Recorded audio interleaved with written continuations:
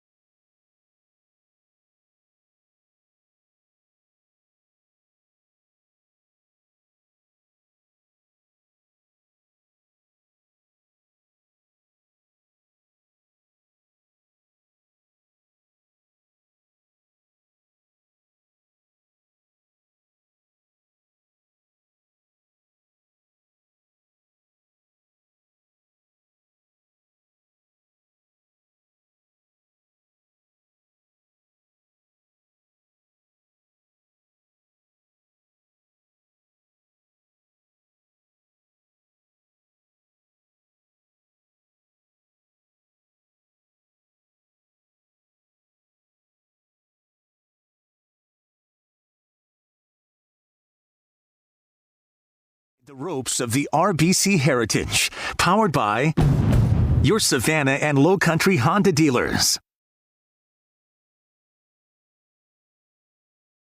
Welcome back to Inside the Ropes. Riley Miller, we're going to get back out to her in just a second. Here, she's at Hilton Head there at Harbour Town. And tell you what, earlier this week, Riley got to catch up with someone who knows a good bit about the plaid jackets that are always presented to the winners. Let's go ahead right now and get it out to Riley.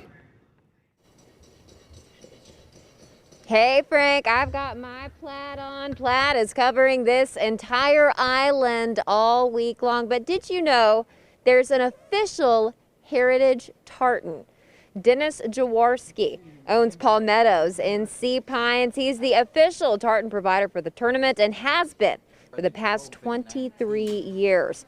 The fabric he uses comes all the way from Scotland, and he has 24 champions jackets ready to go in all sizes. So whoever wins Sunday will have the perfect fit. We now have an inventory of sizes 36 short on one end of the spectrum all the way to 48 long on the other.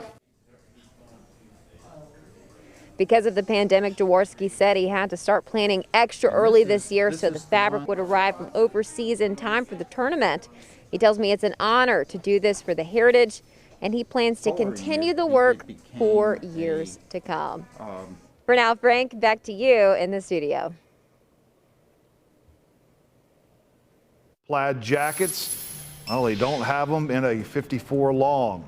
Oh, hey, as the RBC Heritage now shifts to the weekend, crowds on the island may be getting a little bigger, and local businesses, even outside of Sea Pines, bracing for those folks. Steamer Seafood says it's ordered 3 to 4 times more food compared to a normal week. And Carolina Cigars, another business working to load up on its inventory, both say they're happy to see things getting back to normal after a tough year.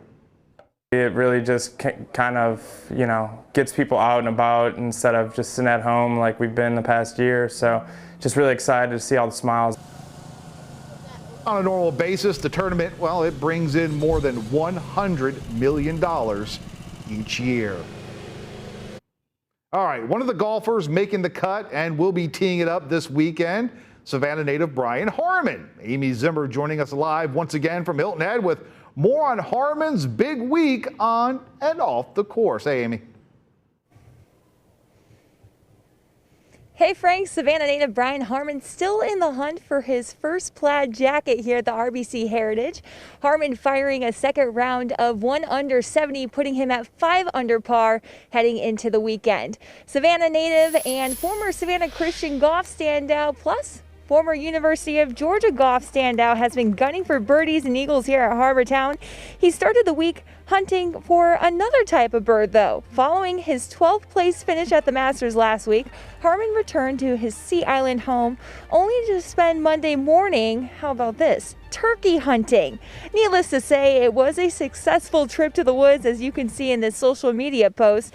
Harman saying, quote, "Consolation prize after a tough weekend." Yeah, it's what I like to do. I like to get out and spend time in the woods, and especially this time of year, turkey hunting is one of my favorite things to do. And I knew I got to play all week this week, so I've got a sweet wife to let me go Monday morning go get one. While Brian Harman is set to play this weekend for the plaid jacket, one local golfer not making the cut. Bluffton's Bryson Nimmer opened his RBC Heritage debut yesterday, firing a round of 9 over par 80. Today he would rally back and shoot 3 under par. However, sits at 6 over par on the the leaderboard, and that's just not enough to get you into the weekend. So his debut here at the RBC Heritage ending quick, however, still a huge accomplishment for the Bluffton native. Frank, back to you. You're right, Amy. A memorable experience for the former Hilton Head Christian and Clemson star. And here's what Bryson had to say following Friday's second round. I was like, after what I did yesterday, I was like, maybe 2 or 3 people will show up. But they came out, they supported me, and I can't tell them thank you enough.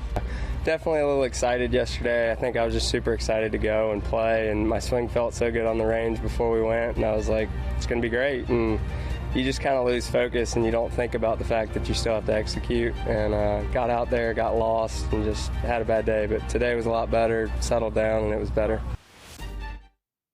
Now, as we go to break, take a look at some of the notable golfers missing the cut at this year's RBC Heritage. Guys like past champs Jim Furyk and Davis Love III headed home.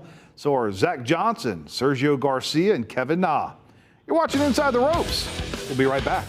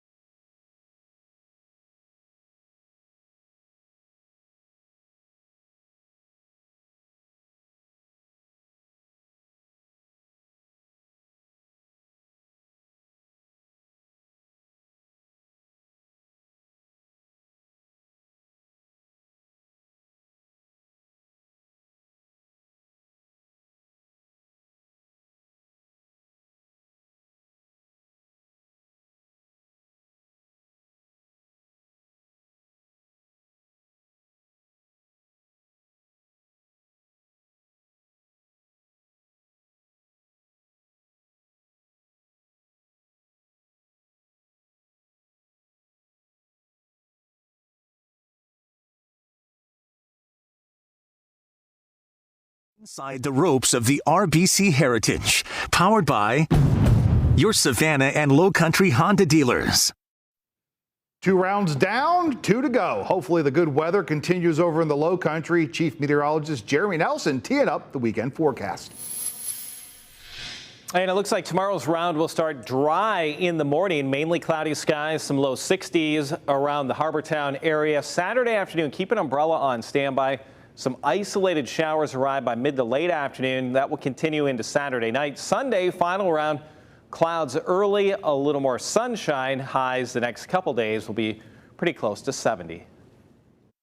All right, thanks so much, Jeremy. One last look at the second round leaderboard. Stewart Cink with the separation. He's at 16 under par, 5 strokes ahead of Corey Connors. Emiliano Grillo sits in third at 10 under par. 3 golfers tied for fourth at -9, including first round leader Cam Smith. 3 golfers 8 strokes behind Cink and tied for 8th, including Wesley Bryan. 4 golfers sit at -7, including Abraham Ancer, Matt Fitzpatrick, and Will Zalatoris. Thanks so much for joining us for Inside the Ropes. We'll see you back here tonight for WJCL 22 News at 11. Have a good one, everyone.